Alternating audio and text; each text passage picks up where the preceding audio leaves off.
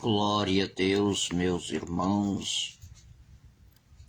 Colossenses capítulo de número 4 fala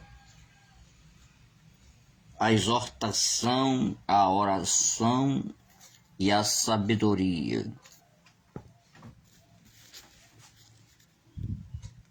Perseverai em oração. Perseverança aqui é o grego proscartério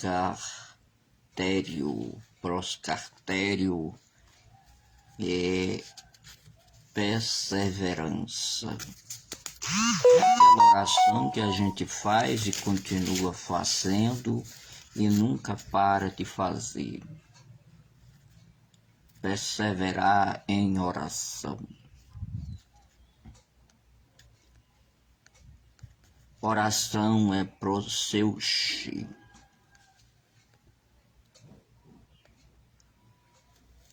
Proseuche, o grego proseuche. Vigiando, fala aqui em vigiar.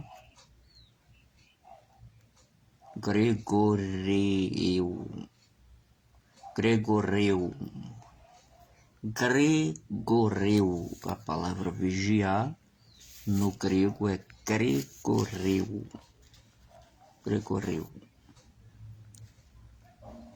Vigiar é quando nós sabemos que alguém tem a necessidade de não abrir a boca, dizer o que não quer, dizer coisas que não têm valor ou que vão ofender alguém, difamar. Temos que vigiar no falar.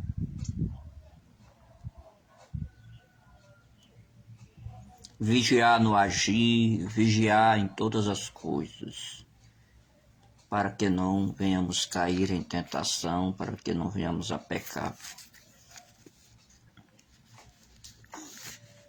E ele fala aqui também de velar com ação de graças. Essa primeira forma de falar de graças aqui, a eucharistia, é gratidão. Eucharistia. Versículo 3 fala da porta que deve ser aberta para pregar o Evangelho, né? Paulo estava preso. Porta é do grego turra. A porta do Evangelho de nosso Senhor Jesus Cristo estava aberta para muitos, porém Paulo estava preso e queria sair da prisão. Turra é a liberdade que ele desejava de voltar a pregar livremente.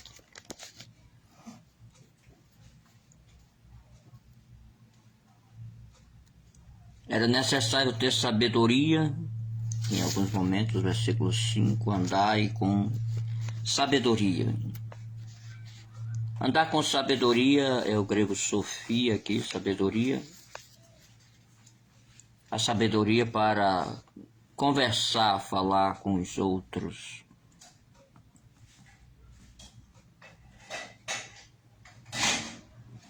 Versículo 6 fala sobre a palavra agradável, temperada com sal, para saber responder.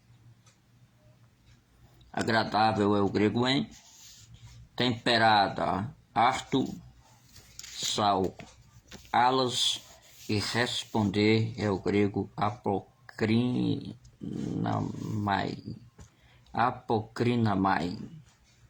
saber começar a falar. Às vezes, meus irmãos, diante de algumas coisas que acontecem, nós, na hora de falarmos, nos expressamos de maneira, às vezes, grosseiras ou com palavras que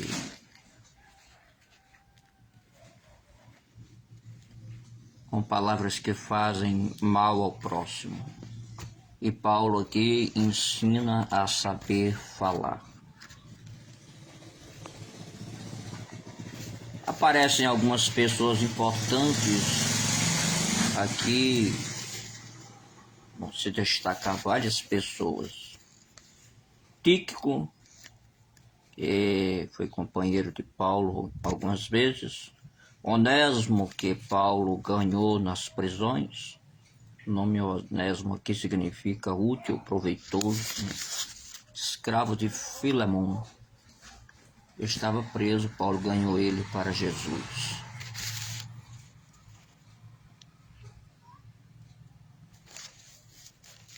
Aqui nós vemos que aparece também Aristarco.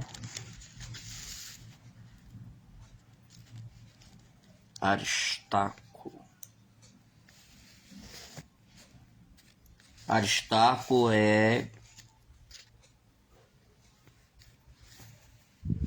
o melhor governante, significa, né?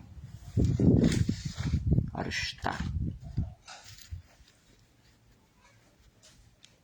Estava ali também Marcos, que escreveu o Evangelho, sobrinho ou primo de Barnabé. Pela interpretação do seu nome, ou melhor, do nome Anipsios, significa filho da irmã. Então, concluímos que por ser filho da irmã é sobrinho. Por ser filho da irmã é sobrinho e não primo. Primo, ele não era primo, ele era sobrinho de Barnabé. Barnabé significa filho do descanso, natural de Chipre. Ensinou muito a palavra. Ele era da tribo de Levi. Aparece aqui um certo Jesus que não é o nosso Jesus, é um outro Jesus, porque muitas pessoas colocaram esse nome naquela época. Jesus justo. Aqui Jesus significa Jeová é salvação. Jesus ou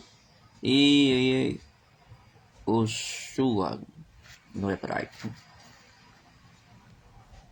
Assim nós vemos que vão aparecendo alguns homens que estavam com Paulo, outros que são recomendados em diversas situações. Epáfras significa amado. Era aquele que tinha fundado a igreja lá em Colossos. Fundou a igreja em Colossos. Nós vemos aqui também o cuidado que ele tinha com muitas igrejas, que Paulo mostra. O cuidado que tinha Epáfras com as igrejas. As igrejas que tinham mais próximas era a de Hierápolis e Laodiceia. Aparece aqui Lucas.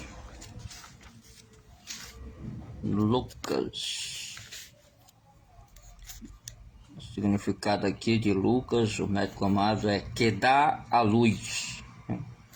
Lucas escreveu Atos dos Apóstolos e também o seu próprio livro, que é o Evangelho segundo escreveu São Lucas, onde nós vemos que tem muitas informações importantes. Aqui também aparece Demas. Demas inicialmente foi alguém que esteve muito bem, mas depois ele deu muito trabalho a Paulo. Aparece aqui ninfas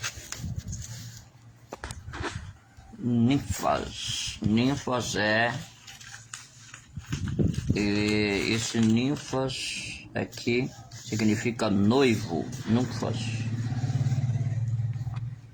A igreja de Laodiceia estava na casa de Ninfa. Certamente por falta de recursos para dinheiro para fazer um templo, ele esteve com a igreja na sua casa, a igreja de Laodiceia. As cartas naquela época eram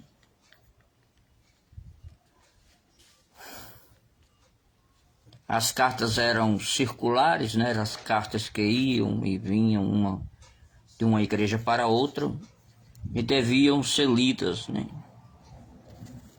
Eram cartas que Paulo era inspirado pelo Espírito Santo e que algumas delas se tornaram parte do Novo Testamento. No versículo 17 aparece aqui Arquipo. Arquipos era um mestre de cavalos. Foi recomendado que ele aprendesse e colocasse em prática, desse valor aos ensinamentos do Senhor Jesus Cristo. O último versículo, Paulo, ele mesmo escreveu a carta e ele termina dizendo: a graça seja com todos vós. Graça aqui é charis. Charis se refere ao favor imerecido, favor que não merecemos, que é o Senhor Jesus Cristo, o Filho de Deus. Que o Senhor Jesus esteja conosco para sempre.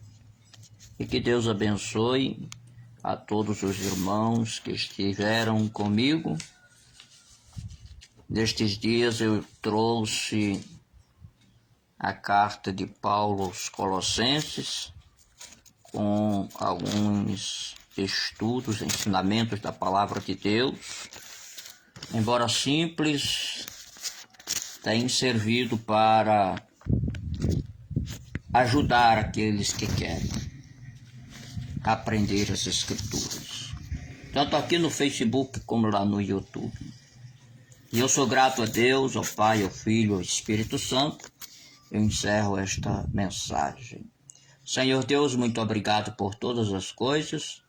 Abençoe a todos que estão comigo, tanto aqui quanto no WhatsApp. Teu nome seja glorificado para sempre. Amém. E graças a Deus.